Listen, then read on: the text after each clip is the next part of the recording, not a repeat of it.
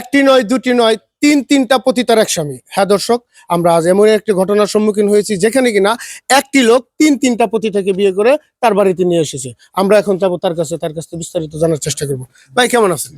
আলহামদুলিল্লাহ আছি, ভালো আছি। ভাই এই যে আপনি যে পতিতালয় থেকে একে একে তিনটা পতিতাকে বিয়ে করে নিয়ে আসছেন, হ্যাঁ। মানে এটার বিস্তারিত যদি একটু আমাদের বলতেন। এটার বিস্তারিত ভাই, আমি যে কারণে তিনটে পতিতা বিয়ে করলাম, আচ্ছা আচ্ছা, যে ভালো করার জন্য বিয়ে করলাম, কিন্তু ভালো তো করবে পারতেছি না রে ভাই।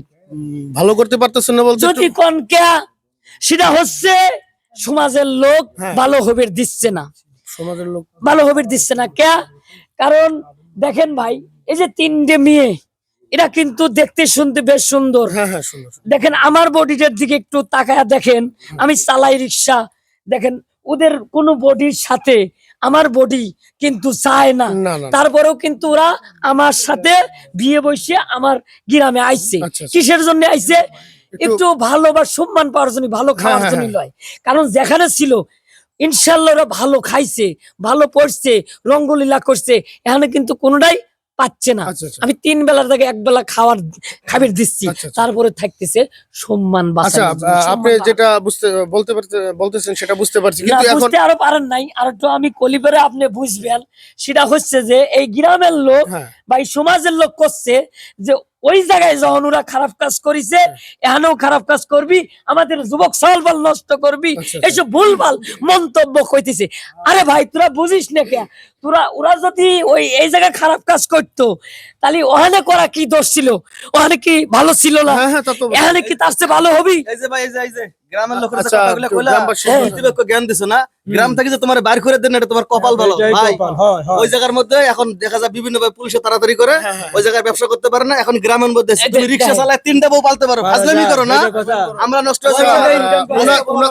ওনারা যে কথাটা বলতেছে আপনি আইছেন না, আপনার মতো হাজার লোক এই ভিডিও করে নিয়ে যাচ্ছে। এখন গ্রামের নাম হইতেছে পতিতলা গ্রাম, শুধু এই 3টার লাগা আর তোমার লাগা ভাইরা বললাম গ্রামের মধ্যে দুনিয়া আচ্ছা আচ্ছা আচ্ছা, আমরা একটু ওনাদের সাথে একটু কথা বলার চেষ্টা করব।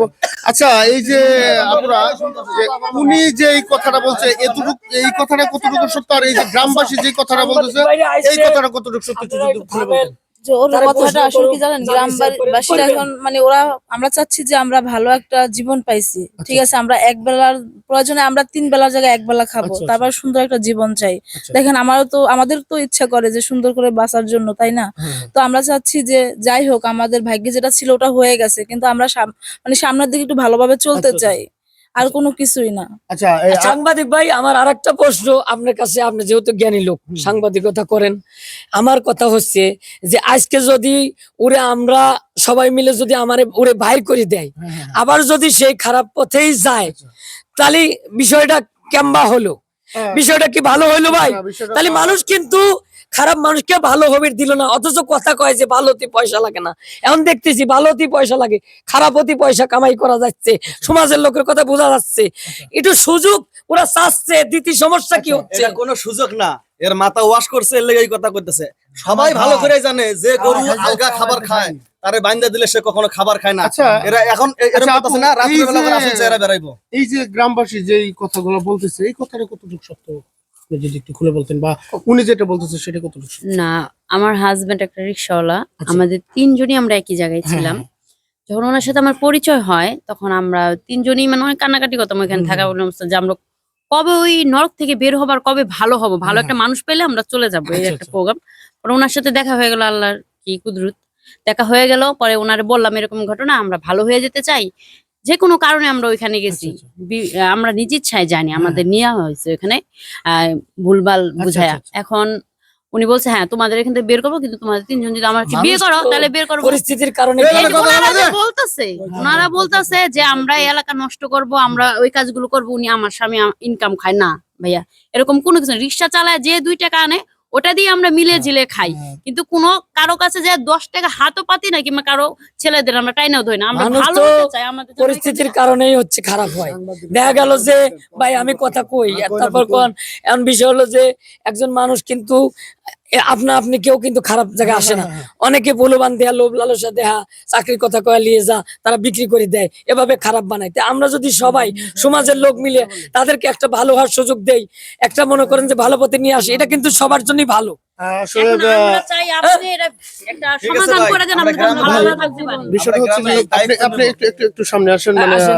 আসলে আমরা আসলে আমি তো সবার কথা শুনতে পারলাম, তো সবার কথা শুনে যেটা আমার মনে হলো, আপনি যেটা ধারণা করছেন এরকম হইতে পারে, এরকম হইতে পারে, কিন্তু এখন যেটা আপনারা করতে চাইতেছেন এলাকাবাসী মিলা, এই কাজটা মনে হয় না করা উচিত হবে। আপনারা ভালোভাবে জাস্টিফাই করেন, বিষয়টা জাস্টিফাই করে তাদেরকে একটা সুযোগ দেন। ভাই আমার কথা হচ্ছে আমরা খারাপ কাজের কিন্তু পক্ষে না, হ্যাঁ। খারাপ কাজের বিপক্ষে। এখন আমার কথা আছে যদি এরা ভালো থাকতে চায় হ্যাঁ। আমাদের তো কোনো আপত্তি নাই, হ্যাঁ। কিন্তু ও লিখিত দিতে হবে যে গ্রামের মধ্যে যদি খারাপ পথে বা খারাপ কাজ হয় তাহলে ও দায়ী। যদি ও লিখিত দিলেন। দেয় হ্যাঁ। তাহলে আলহামদুলিল্লাহ কোনো সমস্যা দিলেন। নেই। আমরা চাই সবাই ভালো এই লোকটা যেহেতু লিখিত দিতে যাচ্ছে, যাই হোক, দর্শক দেখতে পেলেন যে আসলে মানুষকে ভালো করার সুযোগ উনি যেভাবে দিতে চাচ্ছে, আসলে প্রত্যেকটা মানুষের এভাবে সুযোগ দেওয়া উচিত। তো যাই হোক, সর্বশেষ একটা কথা বলতে চাচ্ছি আপনাদের উদ্দেশ্যে, এই ভিডিওটা শুধুমাত্র বিনোদনের ক্ষেত্রে বানানো হয়েছে, কেউ সিরিয়াসলি নেবেন না। আমাদের এই ভিডিওটা যদি আপনাদের ভালো লেগে থাকে তাহলে আপনাদের মূল্যবান মন্তব্য কমেন্ট বক্সে লিখবেন আর আমাদের পাশে থাকবেন। পরবর্তী কোনো এক ভিডিও নিয়ে আবার দেখা হবে। ততক্ষণ ভালো থাকুন, সুস্থ থাকুন, আল্লাহ হাফেজ।